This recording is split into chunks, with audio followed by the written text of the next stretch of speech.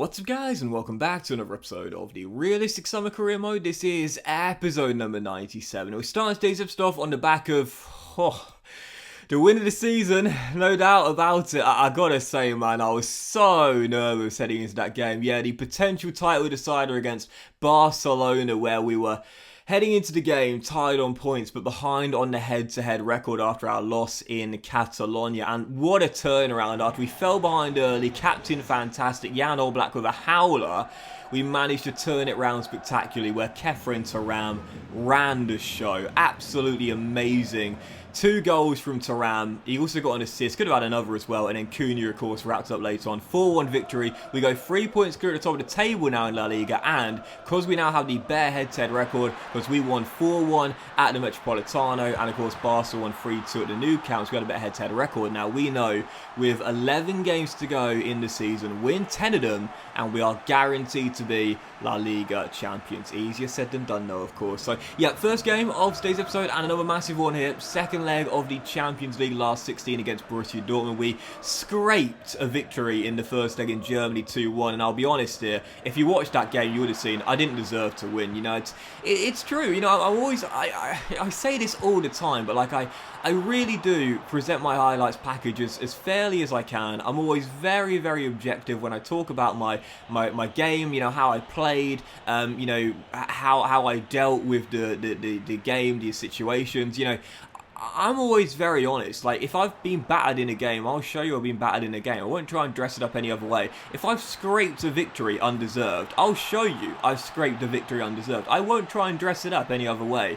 And in that game in Germany, we got away with it. Had it not been for Oblak's incredible saves, we would have lost that game. Instead, we won it 2-1. Totally undeserved. Heading back to Metropolitano, knowing it was going to be another tough game. Fortunately, in this one, it wasn't quite as undeserved. Yet we scored our first goal early through Sanchez, who asked to start in the game. He was brilliant in the first leg and one of my players of the game there, or the man of the match, I think, actually. And he scored the opening goal of the game to put us a goal up on the night. And then Cunha made it 2-0 soon after the restart. So leading by 2. Dortmund did have some great chances in the game. They had some really good opportunities to get back in the game and back in the tie as well. But their problem was that they just could not defend in this game. And a whole host of chances. Had it not been for Kobel between the sticks, I probably would have scored more. In the end, whilst I couldn't expand on my lead, I didn't need to. We kept the clean sheet we needed heading into the game, and that would do it. Goals for Sanchez and Cunha, my backup forwards for Ceballos and Felix, ensure we are through to the quarterfinal. Again, tough game that one. You know, got a lot of chances on the offensive end, spurned a couple as well, but most importantly, we are through to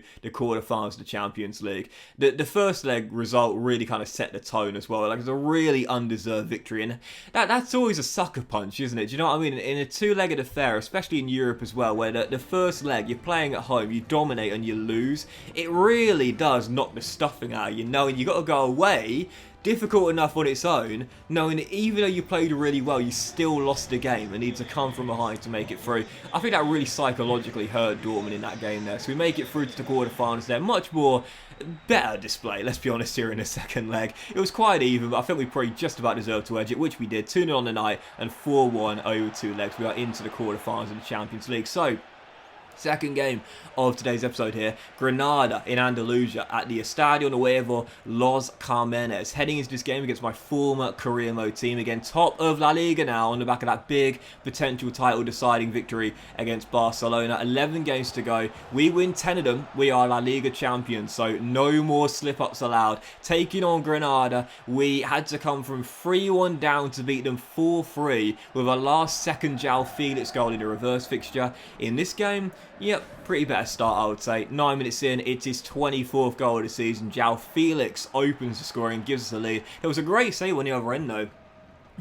From Jan Oblak, keeping it a 0-0 before we went on the other end to open the lead. And Granada, to be fair, had some really decent chances in the first half as well. My defence getting breached, but thankfully they just couldn't put the ball in the back of the net. And 10 minutes after the restart, I felt they'd probably get a goal, so I needed to get myself a 2-goal cushion here. And as Felix tries to get around Ben Godfrey here, he stops the ball on a dime, rolls it across, and Monchu makes it 2. I had Monchu in my Granada career mode. When he came back, I kept him, and I really liked him. And he scores against his former team. I liked Monchu in my La Liga career with Granada. I like him in this career as well. Monchu's one of my underrated players to use in this year's FIFA. He scored our second goal against his former team, makes it 2-0, and then 64 minutes in, this would be the dagger. Yeah, lovely ball over the top. Sevelos runs through 1-on-1 and slots it in after the ball roll. This is a really great first time ball. Great first touch. And look at it for the ball roll here. Just to buy himself a little bit of space and then put it into the back of the net as well. That was absolutely lovely, that. So, yeah, it's Granada 0, Atletico Madrid 3. Absolutely dominating here in Andalusia. Points in the back for sure. Question is, could we keep the clean sheet? Oh, what a save by Jan Oblak. Not going to lie, in that game against Barcelona, I felt a little bit let down by my captain after that early howler, but let's be honest here. Even the greats are going to make mistakes from time to time. What's that old saying? Form is temporary, class is permanent. Great save, kept it at 3-0 whilst we're in the corner. We would lose the clean sheet later on. We would still win the game. Final score at the Estadio Nuevo Las Camenes. Granada 1, Atletico Madrid 3. A big win in Andalusia as we stay top of the table. So I said if we win 10 of 11 games, we will be champions. And now we know win 9 of 10 games, we will be champions. 1 down, 9 more to go. So following that, as you'll see, we had the draw for the Champions League quarterfinal after making it through Borussia Dortmund in the last 16. And whilst there was no news article for it, you'll see who we've got. And Atletico Madrid will be taking on... I was looking for it, but I couldn't find it anywhere, unfortunately.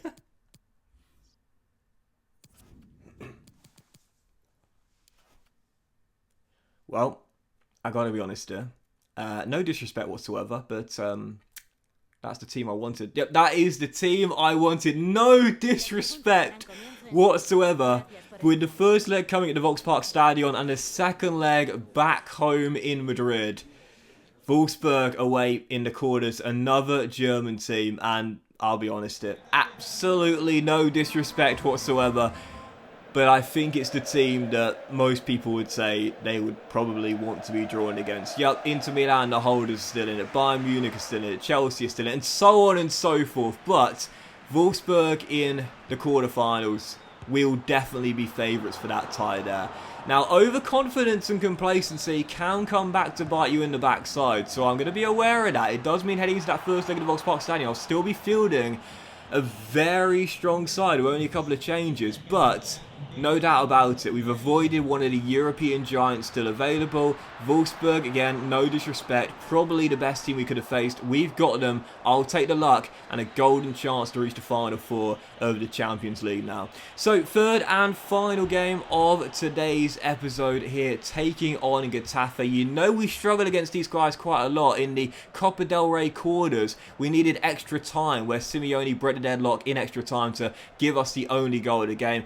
Getafe are one of my worst teams to face in this year's FIFA. I've absolutely hated taking on Getafe. I don't know what it is about them. I really struggle to break them down and get chances. This game was the same. Kefren Turam hit the crossbar with 25 minutes to go. We were still deadlocked at 0-0. And to be fair to Getafe, they had some great chances to possibly win it, including with 6 minutes to go. Thankfully, a poor shot seemed Oblak make an easy save. Had it not been for a scuffed effort there, Getafe could have won it. And from that, we broke. Final chance to win it. 4 minutes to go. Sanchez finds Monchu, who scored in the last game against Granada. Rolls it through to our number 9. Brilliant block though. Cleared away by Getafe. And as Monchu picks it up, offloads to Fernandez. He tries his luck, but drills it wide.